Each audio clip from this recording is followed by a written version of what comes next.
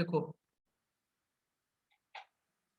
ये तीसरा चरण था विषय वस्तु चयन और संगठन। विषय वस्तु और चयन संगठन करने के लिए इसमें 2 पार्ट्स कैटेगराइज है। पहला यहाँ पर क्या लिखा है, विषय वस्तु चयन हेतु मापदंड, कि विषय वस्तु ऐसा चयन किया जाए जिसमें एटलीस्ट कम से कम सारे मापदंड को फुलफिल किया जा सके। पहला हमारा क्या है मापदंड, पहला हमारा जो मापदंड है क्या है भाई, आत्मनिर्भरता। मतलब ऐसा हमारा विषय वस्तु ऐसा हो जो बच्चा खुद भी सब कहीं पढ़ सके, सेल्फ स्टडी कर सके, पढ़ सके।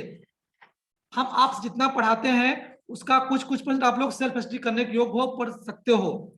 देन महत्व है, महत्व इन सब कहने की विषय वस्तु ऐसा हो जो आपके जीवन में महत्व रखे, जिससे आपके जीवन में जो अलग अलग विकास होता है, नैतिक विकास होता है, एथिक्स विकास होता है, तो इस तरह से अलग अलग जगह अपना महत्व रखे। अगर आप लोग पढ़ाई कर रहे हो, अगर इसका एग्जाम ना हो, इसका महत्व ना हो, तो आप पढ़ने आओगे नहीं आओगे। अब एग्जाम्पल आप सपोज जब डिप्लोमा कर रहे हो तो डिप्लोमा का एक सिलेबस में दिया है, इसका महत्व है कि एग्जाम में आने की संभावना है, या इससे हम कॉम्पिटिटिव एग्जाम में हम पढ़ेंगे। अगर इसका कहीं मतलब ना हो जो उस कंटेंट का, उसको हम नहीं पढ़ेंगे। तो उसी कहने का मेरा तात्पर्य है कि हम वही कंटेंट, वही विषय वस्तु यहाँ डालते हैं, सिलेबस में रखते हैं पाठ्यक्रम में, जिससे कि हमारे बच्चे में जो हम विकास करने का हमारा लक्ष्य है, उद्देश्य, वह अच्छे से क्या हो, विकास हो सके। और वैधता, वैधता मैं इसके पहले शायद बता चुका हूं, पर वैधता में मैं बात बताता हूं। वैधता और रिलायबिलिटी दोनों बताऊंगा साथ में, पहले भी बताया हूं मैं। देन आता है हमारा रुचि। रुचि इन द सेंस ऐसा वस्तु जिसमें इंटरेस्ट हो। आपने देखा होगा जो प्राइमरी बच्चे होते हैं, प्री प्राइमरी बच्चे होते हैं, तो उसमें क्या होता है, बच्चों के इंटरेस्ट के अनुसार वो विषय वस्तु चयन करते हैं। जैसे मान लो कोई खरगोश और की कहानी डाल देंगे, किसी कौवा कहानी डालेंगे, कहीं लोमड़ी की कहानी डालते हैं, नहीं तीसरी चौथी क्लास में क्यों डालते हैं, वो इंटरेस्ट पैदा होता है कि बच्चों के अंदर रुचि पैदा होगा, तो उन्हें पढ़ने में ज्यादा मजा आएगा कि यार देखो कसम से कौवा है, सियार है, भालू है, इस तरीके से। तो उनमें क्या होता है, रुचि पैदा होता है। देन उपयोगिता भी होती है। आदि को यहाँ पर पूरे जुड़े हुए हैं लाइन, ठीक है। देन उपयोगिता, ऐसा विषय वस्तु हो, रिकॉर्डिंग हो रही है, उसको स्टॉप कर लो,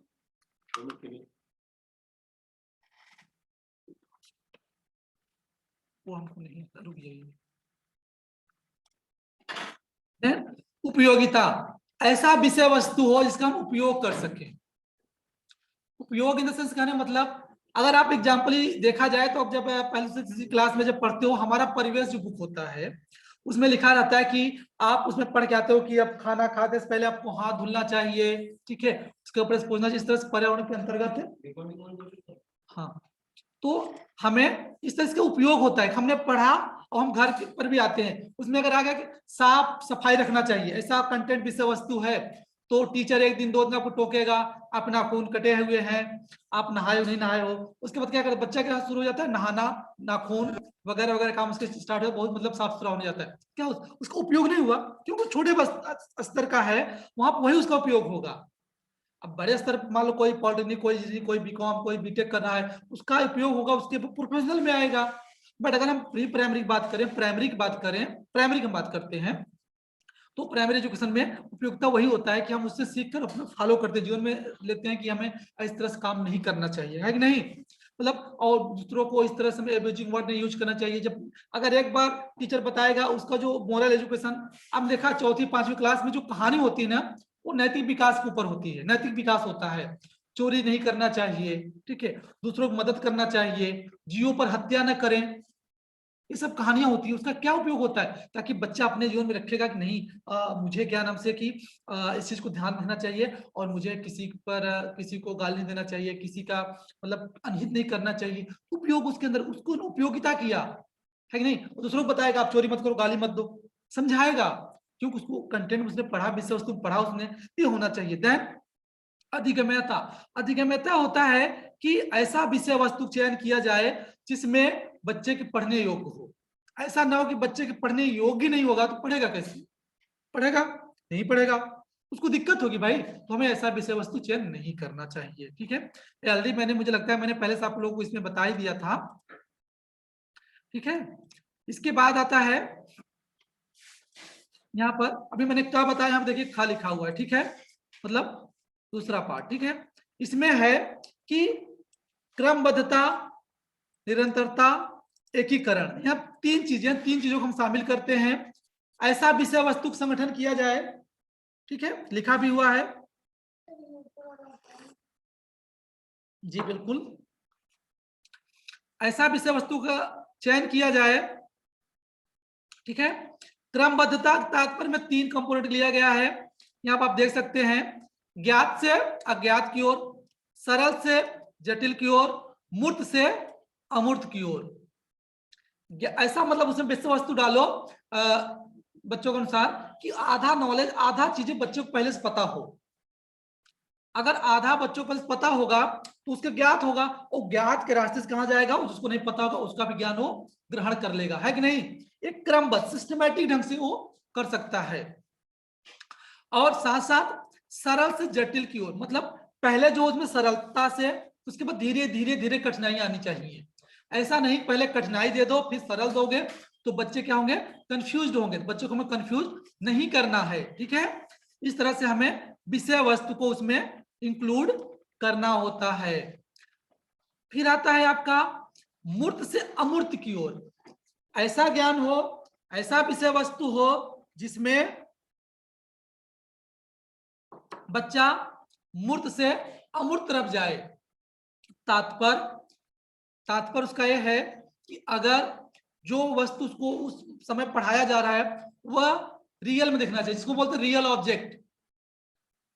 अगर आप जैसे 10वीं 12वीं बीए करते हो, बीएड करते हो, अगर उस समय में कोई पढ़ाना पड़ता है, चलो हम आपको सपोज दिखा रहे हैं हिमालय पर्वत कैसा होता है, क्या हिमालय पर्वत हम उठा के ले आते हैं क्लास में? नहीं लाते हैं ना, हम सिर्फ उसका प्रतिरूप दिखाते हैं। लेकिन आप छोटी क्लास में पढ़ाओगे ना, जो मॉडल बनाया जाता है किस तरह पहाड़ होगा, ये ऐसा पहाड़ है, हमें वो उनको पहले मूर्त दिखाना पड़ता है, देन उनके दिमाग में स्कीमा जाता, फिर वो अमूर्त हो जाता है। अगर यह देखा जाए जीन पियाजे का तीसरा चौथा चरण है ये, तीसरा मूर्त संक्रियात्मक, चौथा अमूर्त संक्रियात्मक, है कि नहीं। कंक्रीट ऑप्शनल, देन आपका चौथा अमूर्त होता है, जिसमें बच्चा सिर्फ चिंतन में सोच सकता है। अगर मैं बोलूं कि शंकर भगवान जी, उनके दिमाग में ऑटोमेटिक आ जाएगा शंकर जी गले में एक स्नैक रहता है, हाथ में त्रिशूल रहता है, उनके बाल ऐसे ऐसे हैं, उस शेर की खाल पहनते हैं, है इसकी माँ दिमाग में आया ना। लेकिन जब आप शुरू में हुआ था ना, आपको दिखाया गया होगा ले जाके, चाहे वो किसी जू पार्क में विजिट के माध्यम से उनको मतलब मूर्त दिखाया गया होगा, देखो ये चीजें होती हैं, यहाँ एक मंदिर है, देखो शंकर भगवान जी हैं, पहले उनको दिखाया गया, देखो इन्होंने धारण किया है, इनका नाम शंकर भगवान जी है, मतलब गॉड है कि नहीं, ये बजरंग बली हैं। उसके बाद जैसे आप नाम लोगे शंकर जी बजरंग बली, दिमाग तुरंत स्कीमा आ जाएगा कि हाँ वही जो वहां दिखाए थे, मतलब ऐसे गदा लिए रहते हैं, हनुमान जी, ठीक नहीं। पहले उन्होंने क्या किया, पहले उनको मूर्त दिखाया गया। तो ये तीनों देखा जाए तो क्रमबद्धता में तीनों चीजें बहुत सटीक तरीके से रखना चाहिए, जिससे ज्ञात से अज्ञात की ओर, सरल से जटिल की ओर, मूर्त से अमूर्त की ओर। देन दूसरा नंबर पे आता है कि निरंतरता, ठीक है। निरंतरता इन द सेंस आप कहने का कि हमें बच्चों को ऐसे अवसर प्रदान करने चाहिए जिस अवसर के माध्यम से बच्चों के जो चिंतन हो, जो विचार हो, जो उनके अंदर स्किल है, उसका क्या हो, निरंतरता डेवलपमेंट हो, कंटिन्यूअसली होना चाहिए। मतलब ऐसा नहीं कि आप 2 दिन उनको पढ़ाओ, 2 दिन बोलो छुट्टी, अब 2 दिन बाद आना, तो 2 दिन जो पढ़ा रहेगा ना वो भूल जाएगा बच्चा। उसके लिए क्या हो, रेगुलरिटी होना चाहिए, रोज आए बच्चा, कुछ ना कुछ। अगर विद्यालय आता है, आप भी देखो किसी दिन आप आते हो कॉलेज, तो आपको सब कुछ नहीं पढ़ाते, किसी दिन आपको बस ऐसे मतलब कुछ फंक्शन है, कुछ प्रोग्राम हो गया, तो आप उस दिन क्लास नहीं चलता, आप चले जाते हो, लेकिन फिर भी आपने कुछ तो सीखा ना, आपके ज्ञान में नवाचार हुआ, कुछ कुछ पुराने से नया हुआ, कुछ नए से पुराना, कुछ मतलब चेंजेबल तो आया ना, मतलब समथिंग बेटर आप घर पर, उससे तो आप ज्यादा किए, ठीक है। उसमें क्या होता है, बच्चा अपने जो उसके चिंतन होता है उस पर ज्यादा फोकस करता है, और उसमें उसकी सोच और उसके पढ़ने पढ़ाने जो उसके अंदर प्रतिभा होती है, अध्ययन होती की प्रक्रिया होती है, उसमें कहीं कुछ क्या होती है, निरंतरता बनी रहती है, ठीक है। जैसे मैथ है, आप गणित पढ़ते हो, अगर आप कितना ब्रिलियंट हो मैथमेटिक्स में, कितना तेज आपका एल्गोरिथम, ट्रिग्नोमेट्री एंड अलजेब्रा, कुछ भी मैथमेटिक्स आपको आती हो, आप 3 महीने मैथ लगाना छोड़ दो, साल भर छोड़ दो, आप मैथ भूल जाओगे, है कि नहीं, भूल जाओगे। क्यों? क्योंकि आपने निरंतरता का अभ्यास नहीं रहा। जो कोई काम आप निरंतर करते रहते हो, उस काम से कितना भी जटिल से जटिल समस्या के समाधान आप चुटकियों में ढूंढ लोगे और चुटकियों में पढ़ाई अध्ययन कर सकते हो। बट निरंतरता चाहिए। आप कोई कंपटीशन एग्जाम दो, आप 6 महीने कंटिन्यू पढ़ लो, आपको पूरा कवर कर, लेकिन आप ये कहोगे हम 6 महीने को 6 दिन पढ़ाई के 24 घंटे लगातार पढ़ते रहे, वो निरंतरता नहीं चाहिए। निरंतरता कि आप टाइम टू टाइम उतना काम करो। अब 3 घंटा पढ़ा, 3 ही घंटे पढ़ो, पर कंटिन्यू पढ़ो। ऐसा ना हो कि एक हफ्ता नहीं पढ़े और 2 दिन 12-12 घंटे पढ़ के पहुंचा दे पूरा घंटे पूरा, ऐसा नहीं, ऐसा निरंतरता नहीं। निरंतरता सतत चलनी चाहिए।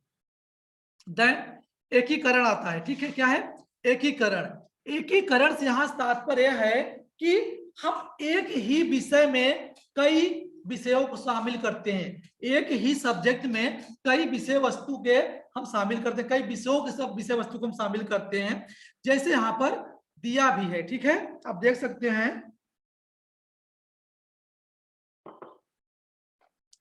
आप प्राइमरी में पढ़ते होंगे हमारा परिवेश में पर्यावरण, सामाजिक अध्ययन सब एक ही साथ मिला के देता है छोटे बच्चों के लिए।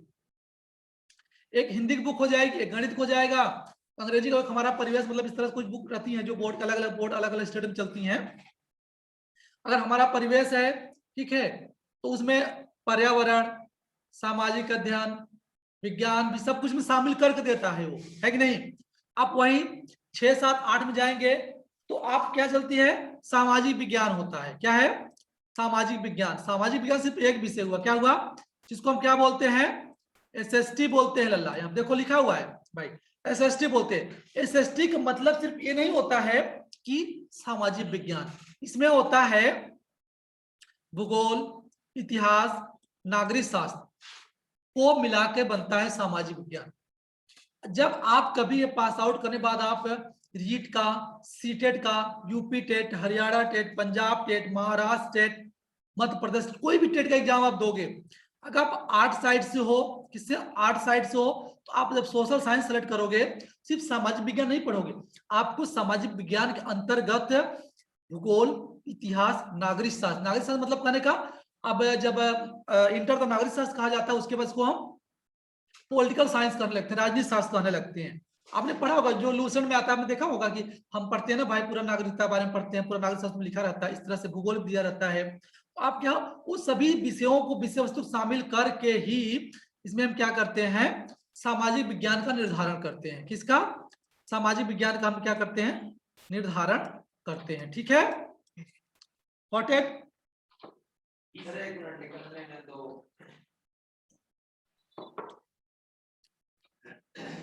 दिखते नहीं है, छोटे छोटे सब निकल आते हैं।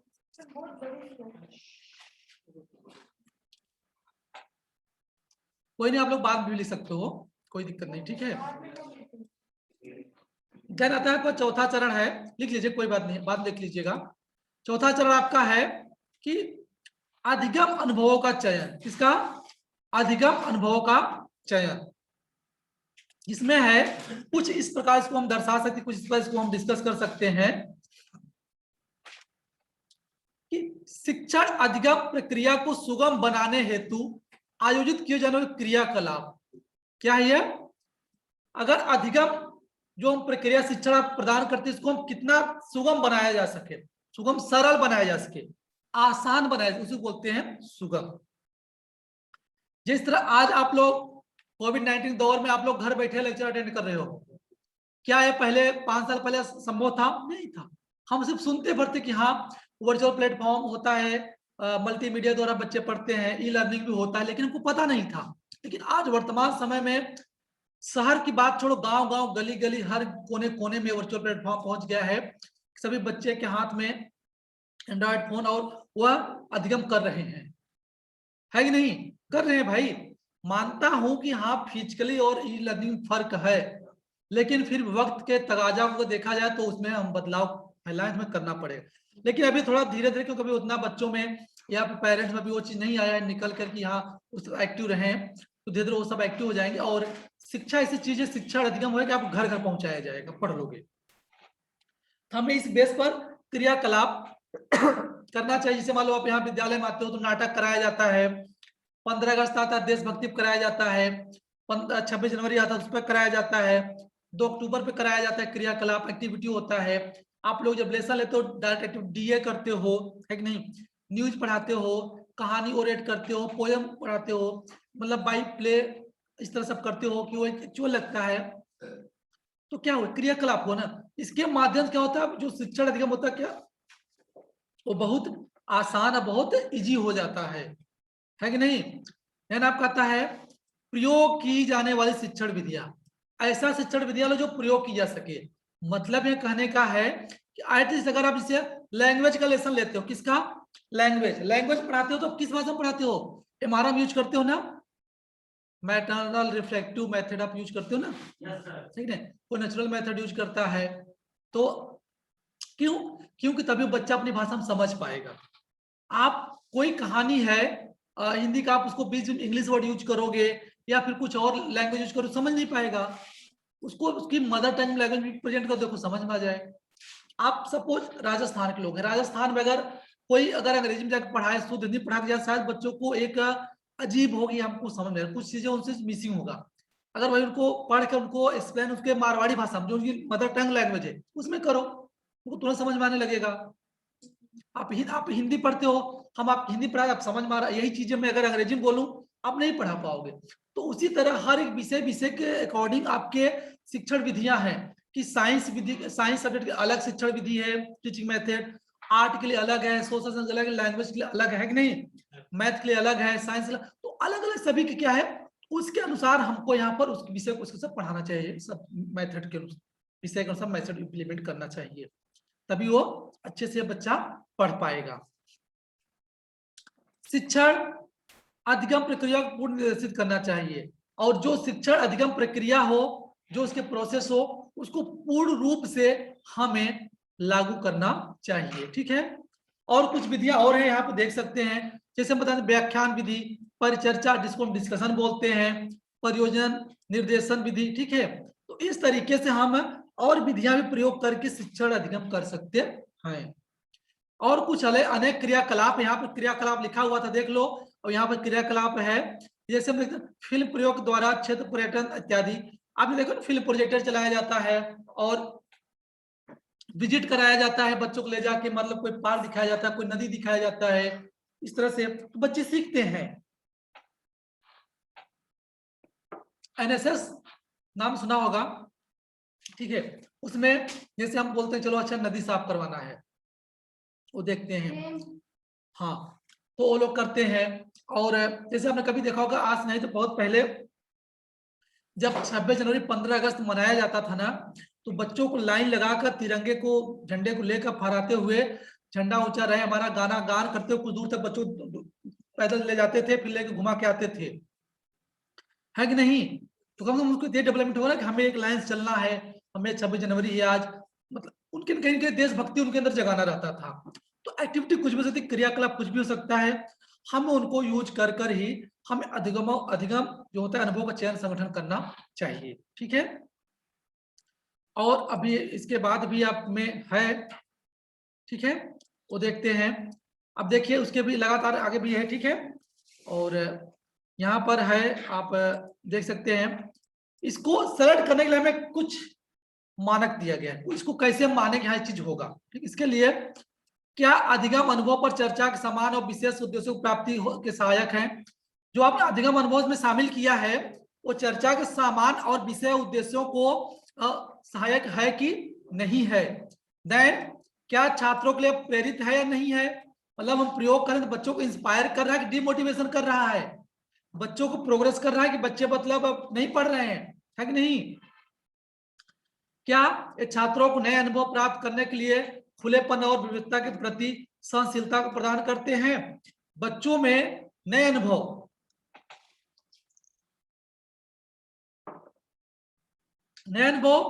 जब बच्चा कोई नया टास्क पाता है तो पुराने अनुभव से नए अनुभव में एंट्री करता है, और पुराने ज्ञान से, पुराने अनुभव से नए चीज को बहुत अच्छे आसानी से कर लेता है, ठीक है। तो इन सब सारी विविधताओं में उसको सहनशीलता, उसको सुगम है कि नहीं है। अब जो अभी हम पहले हमने पढ़ा कि हमें मेथड यूज करना है, हमें इस तरह से पढ़ाना है, क्या उसमें बच्चा अपने आप को कंफर्टेबल फील कर रहा है, आरामदायक है कि नहीं है। अब सपोज हम वर्चुअल प्लेटफॉर्म पढ़ा रहे हैं, लेकिन बच्चे के पास एंड्रॉइड मोबाइल ना हो तो कैसे पढ़ेगा बताओ, दिक्कत हो गई ना। इसका मतलब क्या, अब तो ऐसी योजना आनी चाहिए कि जितने गवर्नमेंट विद्यालय में बच्चे पढ़ रहे हैं सभी को उनको दिया जाता है ये वजीफा स्कॉलरशिप हटा के उनको एंड्रॉइड फोन दिया जाए, तभी तो बच्चे पढ़ेंगे भाई, है कि नहीं। और पर मंथ उनके मोबाइल रिचार्ज की व्यवस्था किया जाए गवर्नमेंट तरफ से, तब पढ़ाई टीचर जितना पढ़ाना हो पढ़ाओ खूब बढ़िया। नहीं तो अब भाई सिंपल सी बात है, एक तो गांव विलेजर एरिया में कनेक्टिविटी की समस्या, दूसरी अगर पूरे घर में एक एंड्रॉइड, माना कि एंड्रॉइड का जमाना है लेकिन आज भी आंचलिक प्रदेशों में भी समस्या है नेटवर्किंग की, बिजली की, चार्जिंग की, तो कहीं की समस्याएं सारी चीजें होती हैं, ठीक है। तो इस तरीके से हमें इस चीज को ध्यान रखना चाहिए। देन क्या छात्रों को अपनी आवश्यकताओं और रुचियों को व्यक्त करने योग्य बनाते हैं, क्या आपने जो विधि प्रयोग कर रहे हो अधिगम पढ़ाने के लिए, बच्चों को शिक्षण प्रदान करने के लिए, क्या उसमें बच्चा अपनी आवश्यकताओं की रुचियों को बता पा रहा है कि हाँ मुझे इस आवश्यकता की रुचि है, मुझे ये चीज पसंद है, मुझे ये चीज इस तरीके से पढ़ाइए, है कि नहीं। इस तरह शामिल करो। जैसे मैं आपको ऑनलाइन पढ़ा रहा हूँ, अब ऑनलाइन में आपका मन होगा कि मैं क्या बोलूं, क्या पूछूं, क्या ना पूछूं, कैसे हो कैसे नहीं होगा, तो कहीं की हेजिटेशन होता है, कुछ है ऐसा नहीं है। इस तरह मैंने एक छोटा स्मॉल स्टोरी बताता हूं कि क्लास में किसी बच्चे की पेन चोरी हो गई, क्या पेन चोरी हो गई, तो वहां जो टीचर थी मैडम, उन्होंने बताया कि मैं बाय नेम किसी को नहीं बताऊंगी कि आप मुझे पेन दे दो, जिससे कि आपको बच्चे को पूरी क्लास में उसको गिल्टी फील होगा कि मैं चोर हूं, पकड़ा जाएगा ना। उन्होंने बाहर एक बैग रख दिया, बोला कि आप एक एक करके जाओ, आप जो लिया होगा सब लोग उसमें हाथ डालो, मतलब सब लोग जिस जो हाथ दिया उधर से रख देगा, कोई क्योंकि सब आ रहे हो सब जा रहे हो, कोई नहीं जान पाएगा कौन वहां रखा पेन, उसका पेन में मिल जाएगा, जो खोई है जिसने किसी चुराया है, और चोर का नाम बन जाएगा, बच्चे को गिल्टी नहीं फील होगा, बच्चे को नहीं तो होता नहीं लोग मेरे क्लास वाले हंसेंगे क्या देखो पेन चोर है तो कलम चुराता है कि नहीं, इस तरीके से उन्होंने बताओ बच्चे को गिल्टी फील नहीं होने दिया और उसने पेंसिल भी प्राप्त करवा दी बच्चे को। तो ये अलग अलग क्या है एक्टिविटी करा सकते हैं, जरूरी थोड़ी है कि हम बस फलाने का नाम लेके बोलो फला बच्चे ने फला व्यक्ति की पेन चुराई है, क्योंकि क्लास छोटे बच्चों में होता है अगर जान लिया कि पेन चुराता है तो उससे दूर हो जाएंगे, भैया पेन चुरा लेगा, सिंपल सी बात है। उन्होंने तकनीकी अपनाई। उसी तरह क्या बच्चे अपनी रुचियों को व्यक्त करने योग्य हैं के अनुसार, तो इन सारी बातों को महज हमें ध्यान में रखते हुए ही विषय वस्तुओं को परिपूर्ण करना चाहिए। लास्ट में सबसे अंत में है कि आपका पाठ्यक्रम क्या है, पाठ्यक्रम, ठीक है। हाँ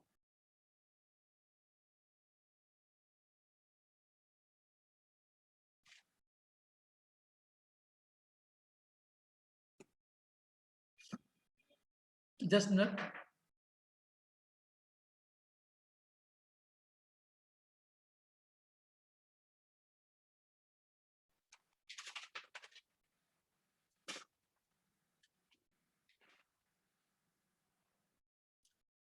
देखो एक प्रॉब्लम होता है वर्चुअल प्लेटफॉर्म पे, गोल गोल घूमने लगता है, समस्याएं होती रहती हैं। ये आपका है मूल्यांकन, ठीक है। मूल्यांकन आपने अब तक पूरे स्टेज ऑफ करिकुलम प्लानिंग में 4 स्टेज पढ़ा, 5वां है वेरी वेरी इंपॉर्टेंट मूल्यांकन। मूल्यांकन जो होता है इसके अंदर छात्रों की उपलब्धि तथा व्यवहार परिवर्तन का मूल्यांकन किया जाता है, ठीक है। ये नहीं सिर्फ आपने क्या पढ़ा से कोई नहीं, आपके व्यवहार ओवरऑल एक्टिविटी को मूल्यांकन करते हैं, बच्चे का ओवरऑल डेवलपमेंट देख के मूल्यांकन किया जाता है कि आपको क्या आया क्या नहीं आया, जिसमें अधिगम परिस्थितियों तथा अवसरों की प्रभावशीलता का बोध होता है। आपने कितना आपको समझ डेवलपमेंट हुआ, कितना आपको अधिगम प्राप्त हुआ है, ठीक है। पाठचर्या के स्वरूप की उपयुक्तता की भी जांच होती है, मतलब जो पाठचर्या है इसके अंतर्गत ये हम ध्यान रखते हैं उसकी जो उपयुक्तता है वो कितना सफल हुई कितना नहीं हुई। विद्यालय के वातावरण की प्रभावशीलता का बोध होता है, ठीक है, कि विद्यालय में कैसा प्रभाव है, विद्यालय में अगर अच्छा पढ़ाया जाएगा तो बच्चे का जाहिर सी बात लाजमी है कि बच्चे का स्कोर अच्छा आएगा, मूल्यांकन अच्छा परफॉर्मेंस जाएगा। बच्चा पढ़ेगा नहीं तो मूल्यांकन कैसे करेगा, है कि नहीं। इससे अधिक सुधार के लिए दिशा मिलती है, कहाँ जहां जहां कमी होगा मूल्यांकन करते समय हमको पता चलेगा वीक पॉइंट कहाँ है, ठीक है, हम उस पर क्या इंप्रूवमेंट करेंगे।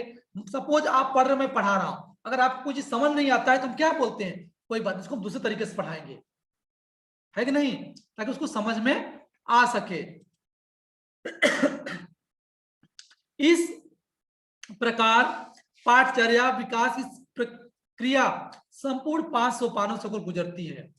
अगर इस तरह से होकर बच्चे के सामने हम पाठ्यक्रम को इन 5 चरणों से लेकर होकर गुजारते हैं, उसको ले जाते हैं, जिससे बच्चे में ओवरऑल हम ध्यान रखते हुए स्टेज ऑफ करिकुलम का हम प्लानिंग करते हैं, नियोजन करते हैं कि इन सारी बातों को हम समाहित करके ही पाठचर्या का निर्माण करते हैं, नियोजन करते हैं, जिससे बच्चे का ओवरऑल ध्यान में रखते हैं ताकि कहीं उसको दिक्कत न आए, ठीक है।